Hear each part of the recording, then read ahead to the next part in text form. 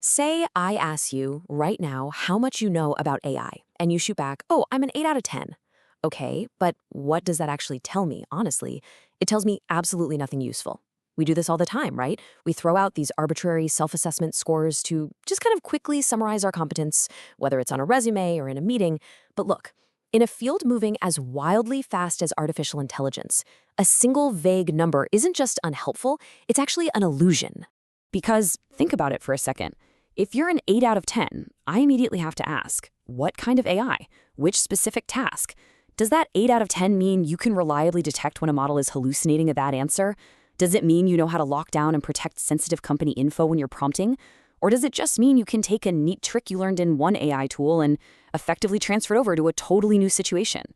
That arbitrary score doesn't answer a single one of those vital questions. And that brings us exactly to what we're unpacking in today's explainer. We are going to completely dismantle our reliance on those useless single scores and replace them with a truly actionable evidence-based framework. It's called the Horizon model. This model takes that vanity metric and trades it for a concrete map, and the whole thing is driven by just 3 specific, targeted questions. Here is our roadmap for today. First, we'll look at the problem with single scores. Then, we dive into our 3 questions. Question 1, what you know. Question 2, what requires unlearning? And question 3, the next stretch.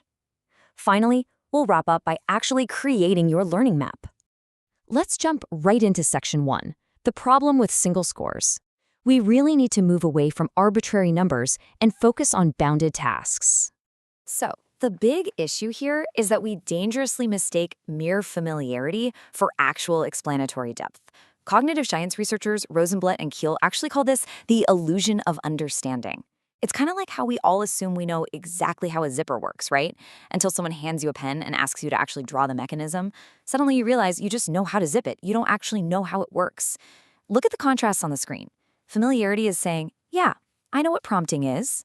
Sure, you've heard the word. But explanatory depth is saying, I can explain useful prompt elements and compare different approaches.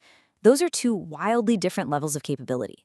Yet our brains constantly trick us into believing that simply recognizing a term means we fully understand it. This illusion really highlights why true competence is an actual progression of knowledge. Familiarity, or step 1, recognition, is literally just the starting line. It's just hearing about AI. From there, you have to move to step 2, explanation, where you can actually describe what's happening. Then step 3, demonstration, where you apply it to improve a real-world task. Step 4 is judgment, meaning you can evaluate and compare different approaches. And finally, you hit step 5, independent use, where you can take that skill and transfer it to a brand new situation. A generic 8 out of 10 completely ignores this whole progression. We have to start assessing one specific responsibility at a time.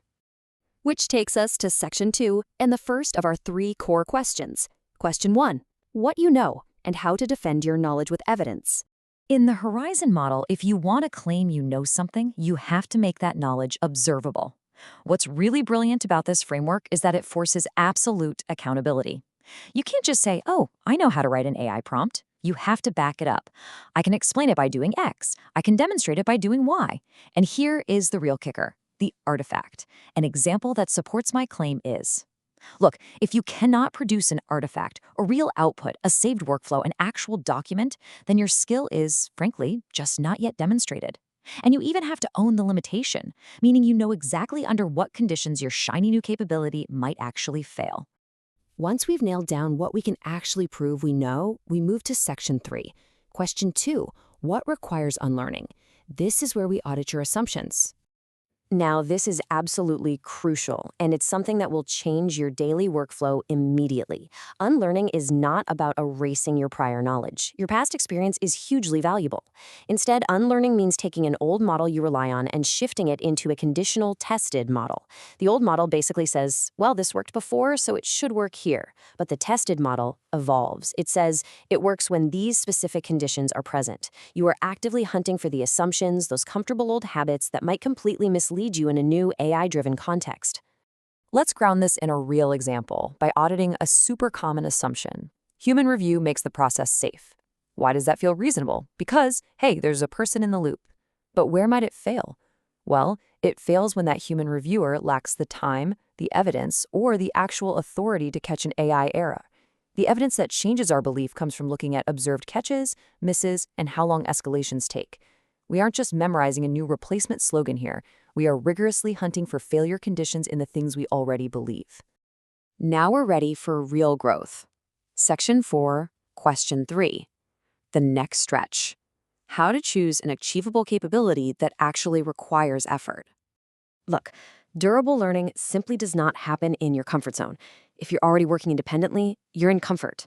On the flip side, if you try to tackle some massive AI project with absolutely no workable entry point, you fall into overreach, and you're just going to get frustrated and quit.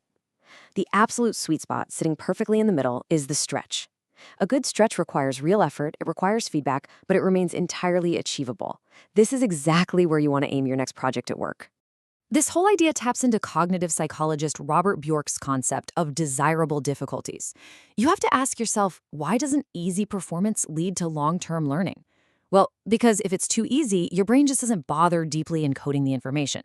Difficulty is actually highly useful, but only when it supports the exact thing you're trying to learn and remains achievable with the right scaffolding. You basically need to struggle just a little bit to make the learning actually stick. So, how do you know if you've picked a good stretch? A strong stretch has to pass these 5 specific tests. 1. Is it relevant to your actual work? 2. Is it reachable with the knowledge you have right now? 3. Is it effortful new work? 4. Do you have a safe environment to get feedback before the consequences get out of hand? And 5. Will there be observable evidence that you actually improved? Here's a great rule of thumb to keep in mind. If tests 1 and 2 fail, you need to resize the task, make it smaller. If tests 4 and 5 fail, you need to redesign your practice environment because you just don't have the safety or the visibility you need to learn. All right, let's bring the whole shebang together. Section 5, Creating your learning map. This is where we turn that horizon statement into a concrete learning contract. This right here is your final output, a master table that acts as your horizon map for one specific task. Let's walk through an example for developing an internal AI-assisted research brief. First, we document what we know. We know how to summarize documents. We provide the evidence, 2 summaries the team actually used in real life. We target what we need to unlearn, the dangerous assumption that just because AI cites a source, it automatically supports the claim. We define our stretch. We're going to add a verification step for every material claim. We set our guardrails, use only approved info, and treat AI citations as totally unverified. And finally, the proof, producing a literal claim to source table. See how incredibly actionable this is? A solid horizon statement makes the verification process totally visible.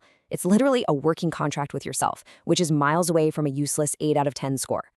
And what makes this model so powerful is how adaptable it is. If you're doing this in an instructor-led environment, it can easily be facilitated in a punchy 75-minute session, guiding you from provoking that initial arbitrary score all the way down to committing to your next move. But if you're learning on your own time, it adapts perfectly to a self-paced path.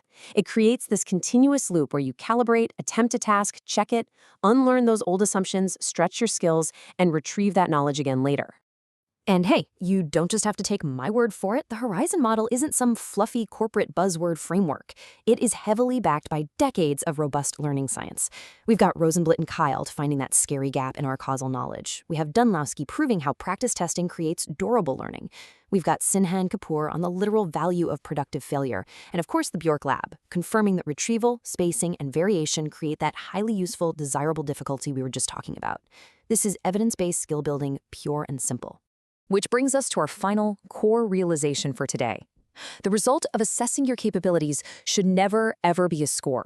It is a map showing exactly what you can defend today, what assumptions you desperately need to reconsider, and the exact achievable stretch that lies just beyond your present horizon.